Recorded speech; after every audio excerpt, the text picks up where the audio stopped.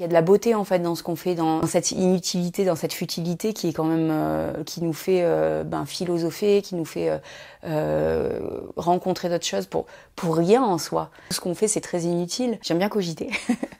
Et puis sur les longues marches d'approche, t'as quand même beaucoup le temps de cogiter.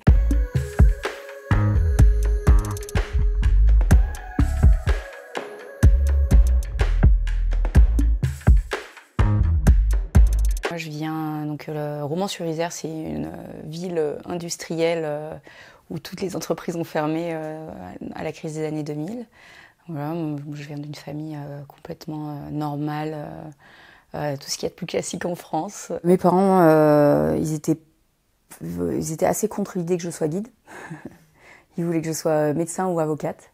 J'ai été introduite à l'alpinisme grâce à la FFME. Et ensuite par la porte d'entrée de l'escalade, parce que comme c'était quelque chose que l'on faisait en famille, voilà. Et donc j'ai fait mon lycée à Die, j'ai eu mon bac et je suis allée faire STAPS à Gap, parce que pour moi Gap ça me rapprochait des montagnes et j'allais enfin pouvoir commencer à faire de l'alpinisme et aller vers mon objectif, quoi. Je travaillais l'été dans les saisons en canyon et puis je partais en vadrouille. Il y a une forme en fait de naïveté et d'inconscience, mais du coup je préparais pas le futur, mais sans le savoir, oui. Et c'est ça qui m'a permis en fait d'être à ce stade-là aujourd'hui, c'est que moi je mettais toutes mes économies dans faire des voyages, des expéditions. On est allé faire une expédition au Riso Patron. L'expédition a été récompensée d'un piolet d'or. Je me suis dit peut-être que c'est l'occasion de concrétiser pour se professionnaliser. Et au début, c'était juste du matériel. J'avais vraiment pas beaucoup d'argent, des sponsors. Et encore une fois, je m'imaginais pas un jour pouvoir en vivre. Bon, j'y arrive pas, hein. Non, mais si on est honnête, j'y arrive pas. Et moi, j'ai une profonde dualité par rapport à ça, de me dire l'activité que je fais.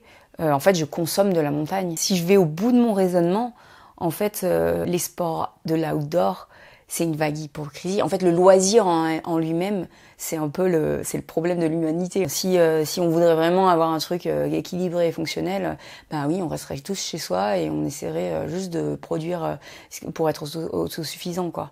Et alors, c'est là où ça me crée de la dualité.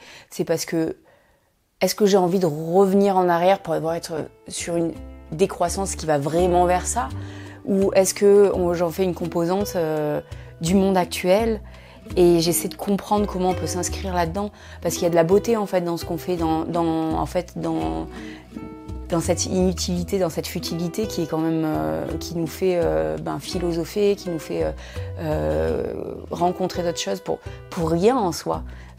Tout ce qu'on fait, c'est très inutile, mais il y a de la beauté là-dedans et je pense que en fait, cette quête de la beauté et de l'éphémère, elle est importante.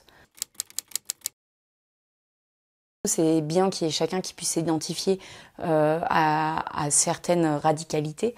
Moi, j'ai un gros problème avec ce sentiment de culpabilisation par rapport à prendre l'avion et des choses comme ça. C'est génial, hein, tous ceux qui arrivent à prendre leur vélo et à aller faire leurs activités ou traverser l'Atlantique pour... tu vois, je trouve ça beau, je trouve ça génial et tout ça.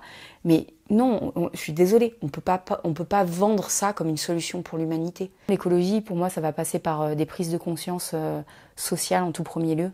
Nous, on est une niche et on est une niche favorisée qui avons cet accès à cette connaissance parce qu'on a un contact direct avec l'élément, avec ce qui se passe, on voit les changements, on les expérimente et ça, on le sait parce qu'on est dehors. Et en fait, t'as quand même la majorité des gens qui n'ont pas cet accès-là.